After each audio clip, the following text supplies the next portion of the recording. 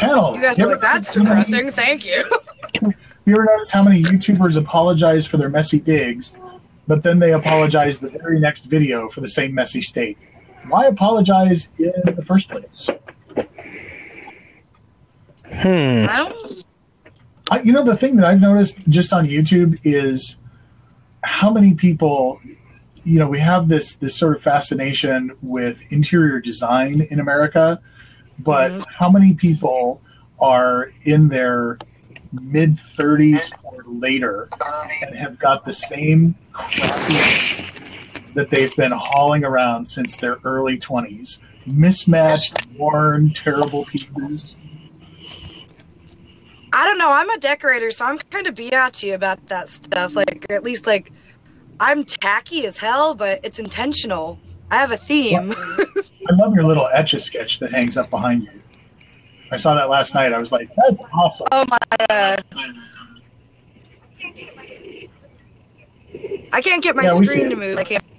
Prize per session in here. It's from when I saw Tenacious D. This kind of... The official Tenacious D cum rails is just a cum rail. Oh, no. That has a unicorn on it. It's that shit. Totally skeezy, but that's my favorite possession if I had to keep one thing. Right there. That's cool. That's why I like that cool. Jack Black Joan Jett comment. Jim Wilson. If you were building an RV from scratch, would you do carpet for a floor or something else? I do hardwood and then put a rug over that so you can just shake it out. My carpet's always filthy no matter how much I try to like vacuum and sweep it. Pardon my French. I really like laminate wood flooring myself. Every RV I've had has had at least some carpet in it. So I would go laminate flooring, and I love to sweep. You just sweep it all into a pile, open the door, and sweep it right out the door. Yeah, I have often considered, because I've got part laminate and part carpet in here, and the carpet is just that, you know. Well, I've got a rug that I bought in Sacramento, but then I've got that crappy ass beige carpet, and your RV's nice, dude. Yeah. Well, thank you. Yeah. Well, you were talking about design and stuff. This is the newest edition. Oh, cool. I think it's more cool that you have a whole wall, honestly. Yeah. It looks really nice. Well, thanks. I don't think I have a wall that isn't a window or a door. Well, my Sarah, I was telling you about my friends Eli and Sarah, who were on that epic road trip last night. Mm-hmm. They came by here and they were like, Eli's comment, because he's known, God, I've known Eli for 5 years now, but they showed up and he comes inside. He's like, this is way fucking bigger than I thought it was going to be. No, it looks. I even get that in this van. They're like, I thought this was going to be miserable, but they're like, it's pretty cozy. Like, I'm like, it is small. I'm not going to lie to kick it, but it's comfortable. Like, I keep it clean and I keep it like it's homey in here. Yeah, I like the floor plan that you've got. You know, because I like I was saying earlier, I think the bathroom is probably the limiting feature for me, and with yours in the back, I could probably manage that. But I kind of, even me, like, I have to put most of the time, like, there's still certain things I have to do, and I'm short. I mean, I'm chubby, but I mean, even maneuvering in there, like, height-wise and stuff, like, you just kind of have to, it's a compromise you're going to have to make in this thing. And I don't get, a lot of people in vans don't seem to, the above cab for sleeping, a lot of videos I watch, people just kind of throw stuff up there for storage. Like, I don't get why that isn't utilized more on vans, at least from what I've seen, but I don't watch a shit ton of YouTube videos on that, honestly. Like, I know, like, everyone's, like, will ask me about you, like, I watch videos every so often, just I have a pretty busy schedule, so, like, I don't watch a lot of YouTube or TV. I'm not a hater. I'm supportive of everyone in this lifestyle. I do a lot of stuff. What you just said sounds like something I wind up saying pretty much every freaking week on this show. Well, it is because people will ask me, and I'm just like, I just don't have a lot of time. Like, I don't watch. I think maybe like for TV, all I have is my phone. Like sometimes, like for a treat, like while I eat dinner, I'll watch like half a movie, and then like I'm back to like. I'm kind of a square. I showed my calendar the other day, but like I have a day for my jewelry business and a day to write music and a day for YouTube. And I don't know. I just, I don't chill very often. I'm kind of a spaz.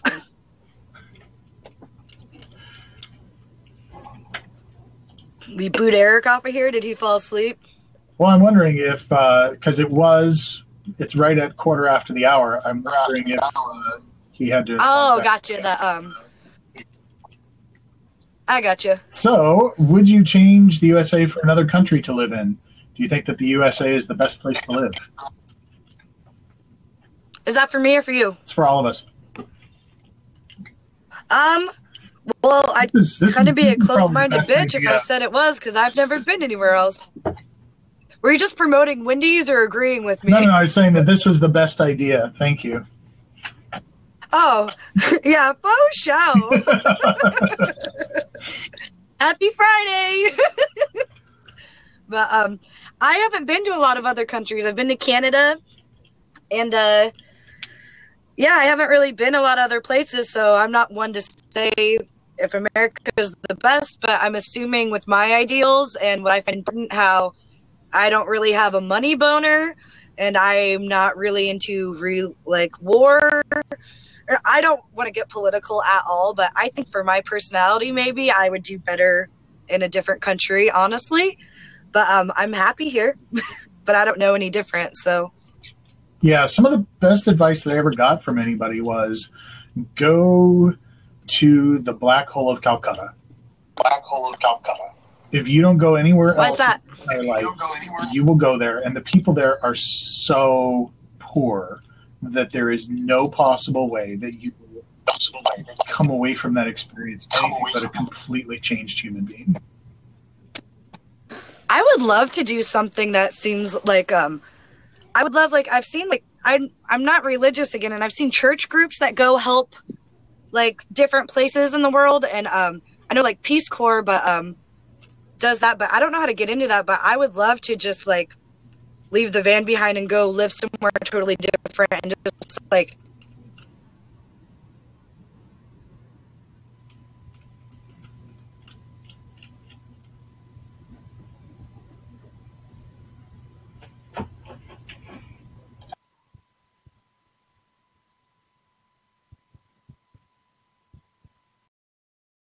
You're muted, dude.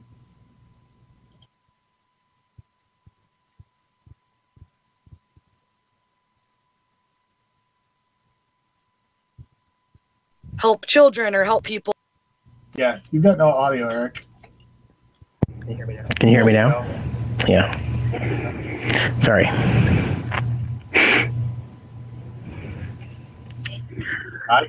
I got you, and I see you.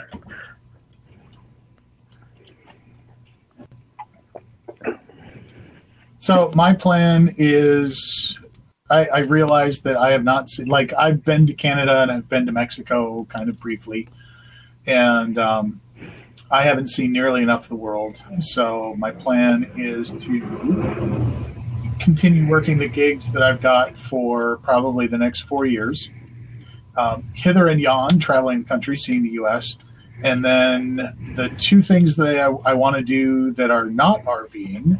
I want to buy a sailboat that is blue water capable, and I want to sail that bitch over to Southeast Asia and spend 5 years on a boat, possibly, maybe, circumnavigating the globe in the process. And I would like to do the ultra minimalist experience and get an overland vehicle like a Range Rover Defender or a Jeep Wrangler or something that's modified for going way in the backcountry. And I kind of want to do a tour of Central Asia and all throughout Europe and stuff like that. And I'd like to spend several years doing that too. But that would all depend on having a business that doesn't require hands-on interaction every day. And as a result, the tropical MBA dudes are like my heroes. And I'm going to put them over in the chat. Cool. They're a podcast that I love listening to every week. Ooh, I seem to recall a chat that we had here fairly recently. And this question kind of ties into something that I think you were thinking about recently, Eric.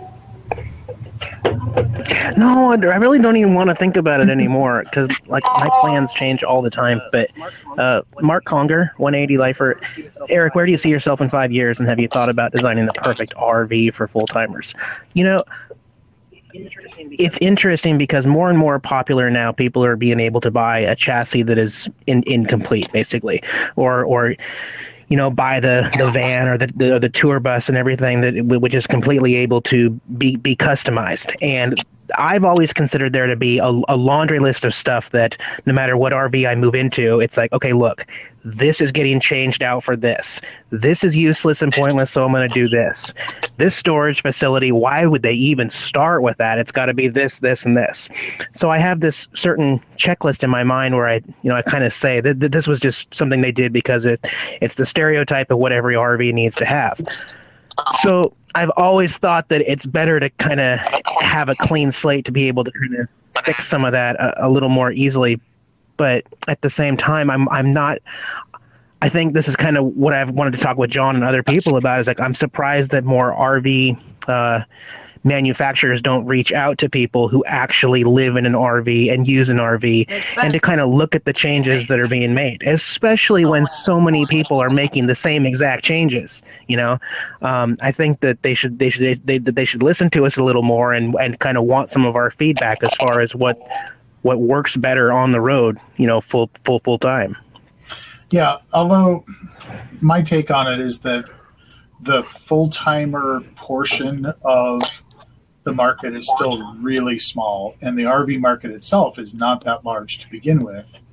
You know, only 8% or something of American households have some sort of RV, although that number, that doesn't sound right. I think it's more than that.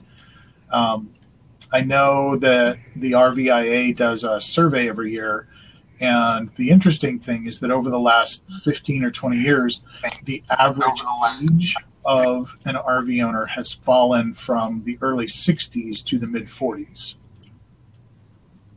But I think a good chunk of that are families buying a pop-up, which counts as an RV, and they go out in the woods, 2 or 3 weekends a year. It's true. I guess you also bring up another good point. You know, there's still a lot of people out there that want an RV but are not full-time RVers.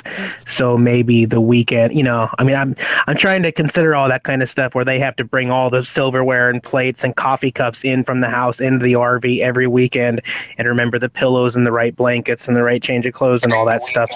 But I'm just talking about the stuff that seems more permanent, like the dinette. How far the dinette comes out and how it's not. The cupboards that are and all of the dressers that are automatically built to hold hanging clothes with no shelves ever. I've never seen a closet that opened that you could actually have shelves in it stock. It's always for hanging clothes. So, those kind of minor things, and I wish I could help more as far as people that want to customize it, but yeah. Jessica Malnick. Why an RV and not like a tiny house?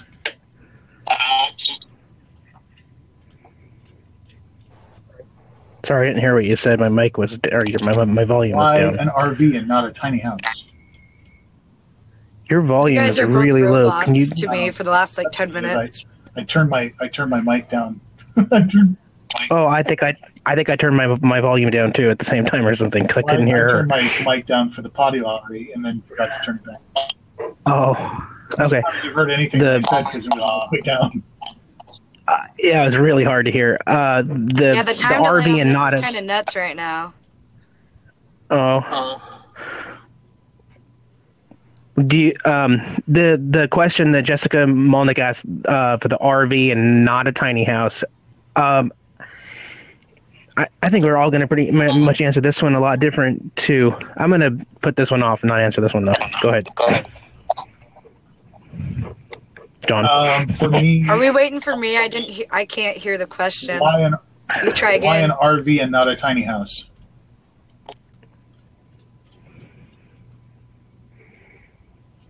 Why an RV and not a tiny house? Oh, her connection's coming back. Maybe. So for me, a tiny house needs to be towed. And I wouldn't really consider a tiny house for the same reason I wouldn't consider a travel trailer or a fifth wheel. First, I don't want to drive a big, stupid pickup truck everywhere. How very un-American of me.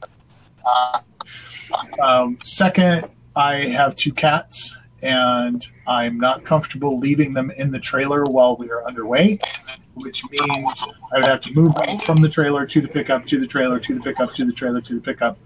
And that is not a process that is 100% foolproof, and it only takes one failure and you will lose potentially an entire day looking for your stupid cat because they figured out how to get the door on the carrier open and they freaked out going from the pickup to the trailer or vice versa. It's not a perfect solution and it's error prone. And the third reason is I really don't think, in addition to moving the cats back and forth from the trailer, I'd have to move the cat box back and forth from the trailer. Oh, and yeah. That is just, it's such a non-optimal solution. Travel trailer, travel trailer, fifth wheel, tiny house, any kind of pull behind is kind of a non-starter for me. Right. And one thing I'll add to this question, even though it was asked like 3 weeks ago, kind of in the same way, is the fact that a tiny house really does look like a house that's tiny on a trailer, and it's really hard to fit into your surroundings, as opposed to if I was to pull into a Walmart tonight and go find 3 or 4 RVs, I could just park nearby them and not stick out at all. I mean, I don't see a whole lot of differences between the two. Or similarities between the two when you're boondocking. I've never met anybody who has a tiny house who travels with it. I've only seen people with a tiny house that live full time and pretty much stay in one spot at least for an entire season, but sometimes for an entire year or something like that. Yeah, and somebody else pointed out that not many RV parks will welcome a tiny house. And I don't know that is necessarily so much that the RV park won't welcome the tiny house as much as their insurer won't welcome a tiny house because it doesn't have that RVIA quality sticker. It's not guaranteed to have been built to the appropriate fireproof standards and all those sorts of things. And it's not a certified self-contained vehicle, RV. Yeah, that makes sense. Good point. Truth Disciple, would you ever modify a new rig? And what's the most important mod you've done?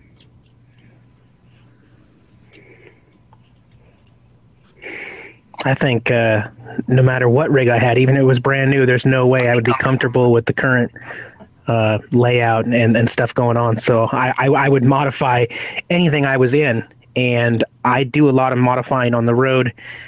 Many people may remember TV locations and every RV that I've owned can change. Just, I'll be sitting here and I don't like the idea that, I'll work on a laptop, but in order to watch TV, my neck constantly has to be twisted like this. Why not just have it here? And then it sits there for 2 weeks and we hang it from here. And then in my neck, so there's so many different trial and error type things. The more you practice, the more you realize what would make things a little easier. And the most important mod that I've ever made to my rig,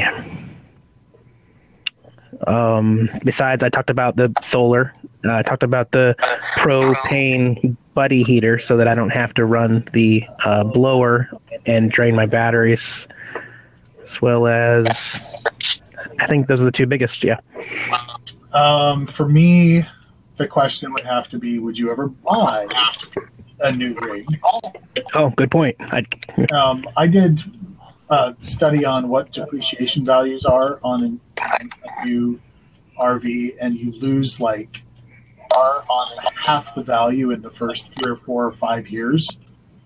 And so a new rig to me would be one that's at least 5 years old. And so there's some really awesome stuff coming out now that I will probably never see because I don't really intend to be in an RV in year 6. I'll be in something else. But my most important mod is I got rid of the ugly brown ass.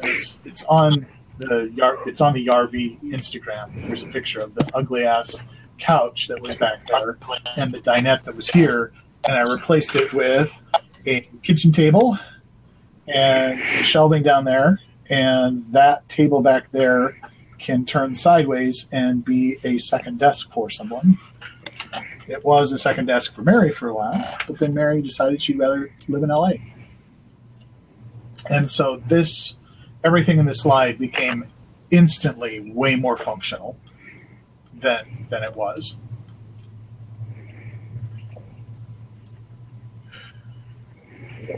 Oh, that's a perfect picture with the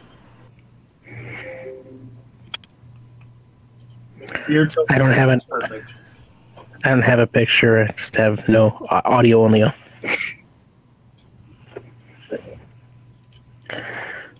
Sorry, I can't see your video, but I can hear you, Sarah.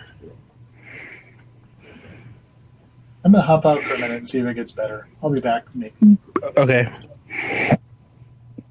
There's a question for Sarah. I don't know if she can hear us because I can't see her, but Joseph Villalobos says, Sarah, do you check other music in Portland besides the punk and rock scene? Are you Liz, with us, I can't really hear Sarah? I don't think she is. I'm sorry about my internet too, guys. It's really spotty. I'm not going to say anything bad about the other unlimited Wi-Fi, which is no longer unlimited, but I'm at Lowe's tonight, so I've got basically pretty good Wi-Fi. Let me scroll through these and see what else we can find here. Sorry.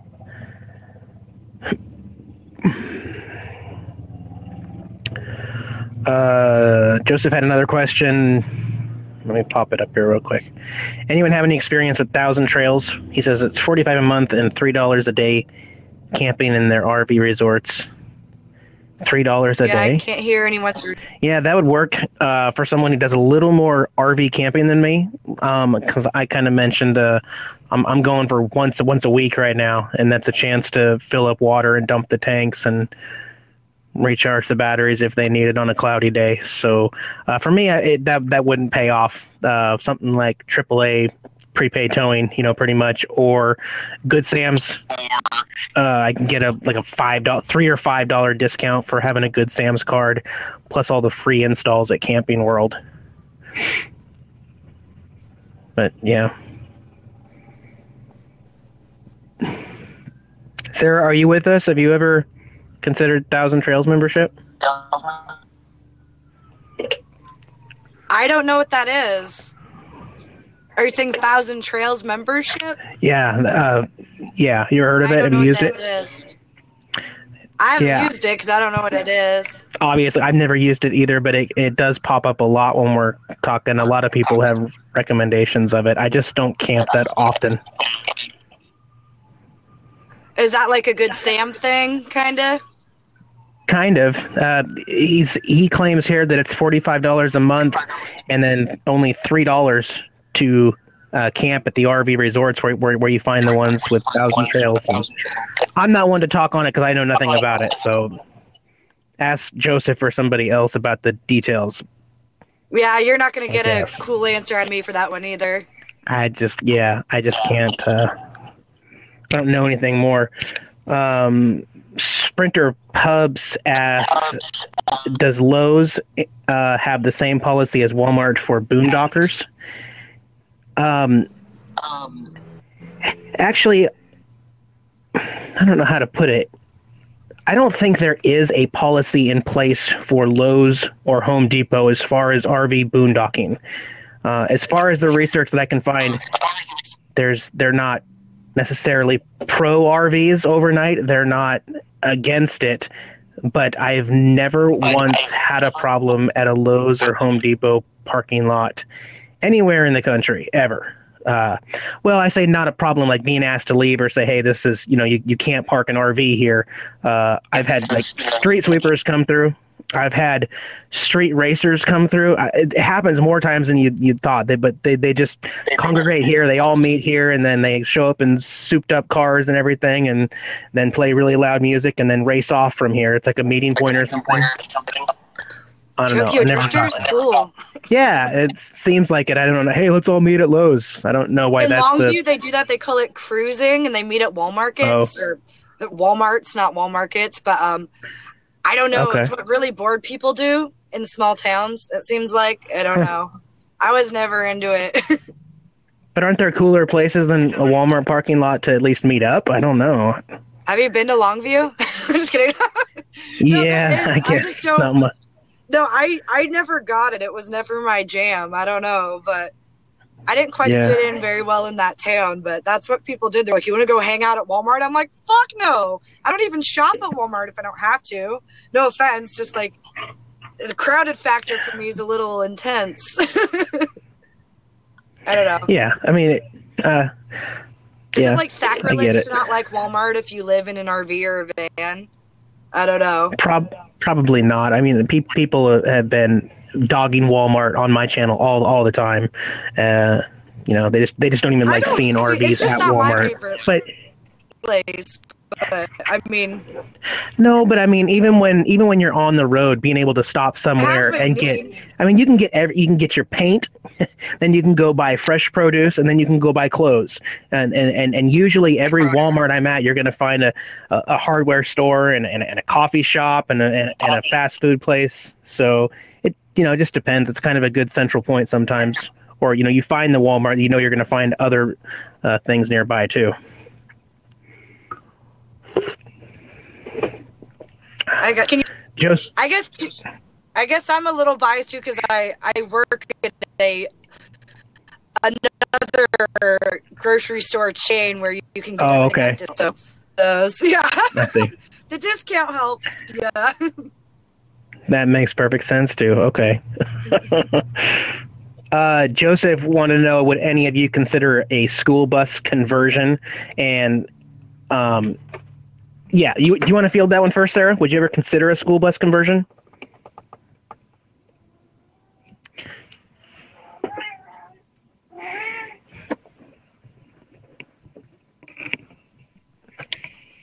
Oh, I can't hear Sarah. The room for the school bus conversion, and I think it looks cool for me personally. It would be a matter of it would have to be already converted because I'm not exactly handy, I guess, with like. I would there's some things even in the van I would like to change eventually. I just don't know how to do it myself. But I guess space-wise, it would be an upgrade. That'd be cool. But I don't think I'd want to try to stealth park a bus or anything. Like if I was going to work on like a farm or something or be stationary, like doing a job, yeah, like the space would be cool. But I would not want to try to like stealthily park a bus around, I guess. That sounds like a pain in the ass. Yeah, it makes sense. I don't think I would be ever be able to afford a newer bus, so I would constantly feel, like if something broke down on one of those big buses, I mean, how much would it cost to fix, and who's gonna fix it? At least with the Class C RV that I have now, I should be able to take it into most auto shops as just a van for the most part. Yeah. If I was gonna start a cult, I'd get a bus, but that's about it. Yeah, if we're keeping it real. Yeah, that makes sense.